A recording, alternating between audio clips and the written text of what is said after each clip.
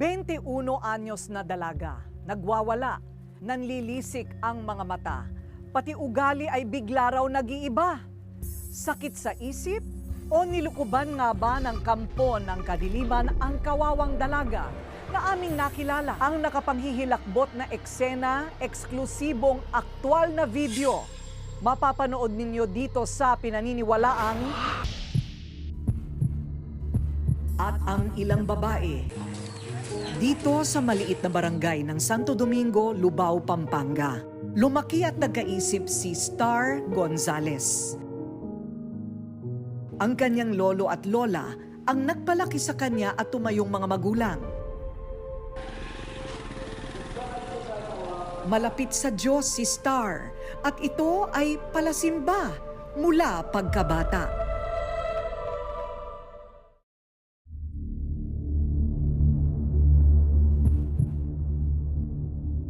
Pero nagbago ang lahat. Noong 18 taong gulang siya dahil sa isang nakahihilakbot na karanasan. Sa Star, ikwento mo nga kung paano nagsimula itong mga karanasan mo na nakakatakot. 5 p.m. po, may dadalaw na po sa akin na mga tatlong nilalang na wala naman pong muka. Nakikita mo sila? Nakikita ko po sila. Noong time pong yun, natatakot po ako. Yung nakatayo lang po sila, basta ganun lang po araw-araw yung ginagawa nila. Nagpaulit-ulit pa ang mga pangitain iyon ni Star sa loob ng 4 na buwan. Hanggang napansin ang unti-unting pagbabago ng kanyang ugali.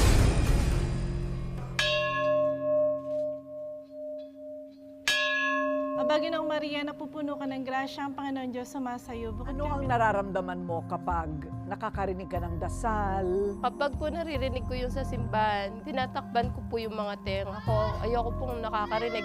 Pati mga santo sa kanilang altar sa bahay ay gusto niyang basagin at itapon. At sa hindi maipaliwanag na dahilan, gustong-gusto makakita ni Star ng mga aksidente ng sasakyan. Pag po nakakakita ako ng aksidente, natutuwa po yung sarili ko. So ano ang sabi ng doktor? Wala ka namang sakit sa pag-iisip. Sa ibang bagay, normal ka naman. Sabi po ng doktor, wala naman daw pong findings na may masama sa akin. Uy! Papa, tingnan mo! Lingid kay Star, nakita na pala ng tatay niyang si Reden ang mga masasamang elementong nakapaligid sa kanya noong bata pa siya. Sabi ko may kasama sila sa bahay. Saan po talagang makikita mo eh? Talagang magugulat ka eh. Parang nakatira lang sila sa bahay po namin. Parang pamilya na. Sabi ko, magpapamilya to magkasama. Bukas daw ang third eye ni Reden. Kaya madalas siyang makakita ng mga maligno at masasamang elemento. Isang gabi, habang naglalakad siya pauwi sa kanilang bahay, biglang may nagpakita sa kanya mula sa dilim. Nakaputi siya, pero hindi siya, talagang hindi dumidikit sa lupa. Sabi ko nakangat. Pag nakita mo talaga, lilipat siyang gano'n. Dahil sa lumalalang kondisyon ni Star, nabahala ang kanyang pamilya kaya lumapit na sila sa isang manggagamot. Kilalang manggagamot si Apo Andiel sa Guagua, Pampanga.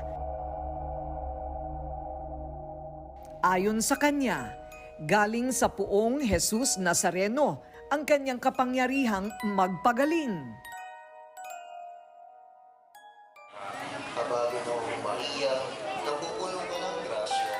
Ang Panginoong Diyos ay sumasayo. Bukod kang pinagpala sa Ang Quiapo, lugar ng mistisismo at misteryo. Matatagpuan ng mga panlaban sa mga masasamang elemento, kulam, pambabarang.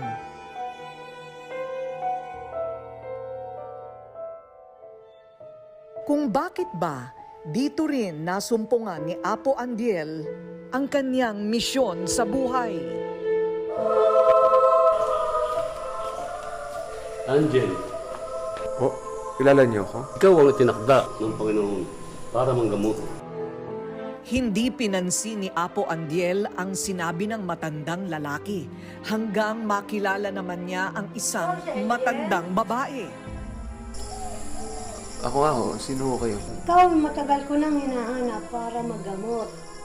Sabi niya sa akin, pumunta ka daw doon sa lugar, doon sa Pampanga. Marami na nangangailangan tulong mo. Hindi pa rin inalintana ni Apo Andiel ang sinabi sa kanya ng dalawang matanda hanggang mismong ang poong Nazareno na raw ang nakipag-usap sa kanya sa isang panaginip.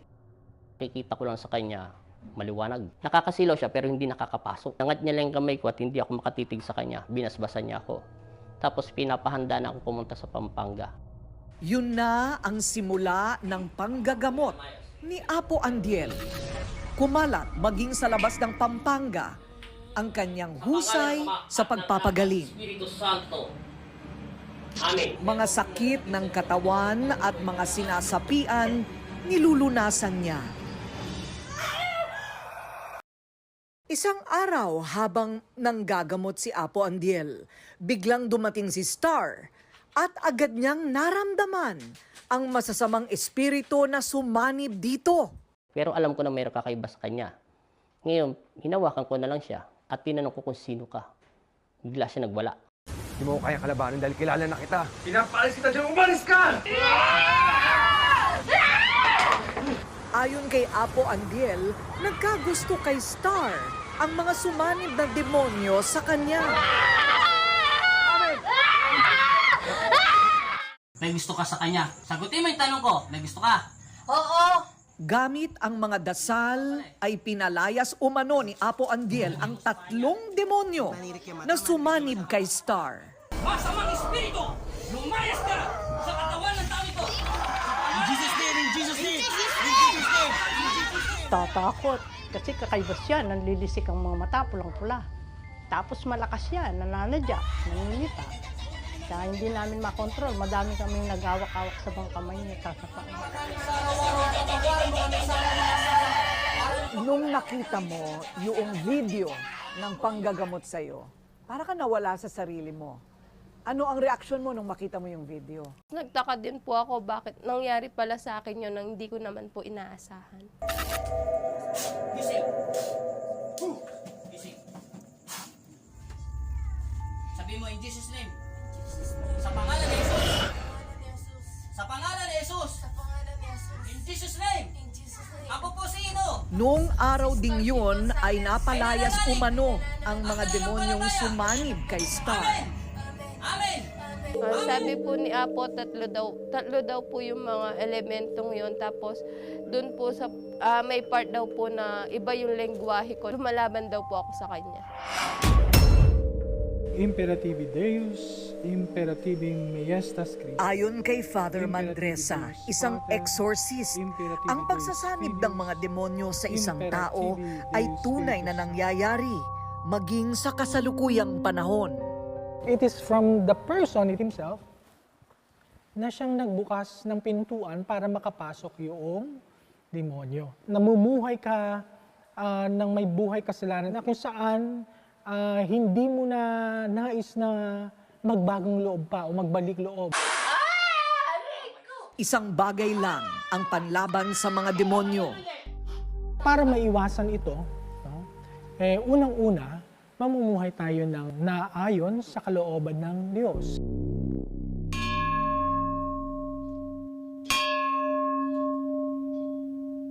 Tumigil na ang pagpapakita ng mga demonyong sumanib kay Star.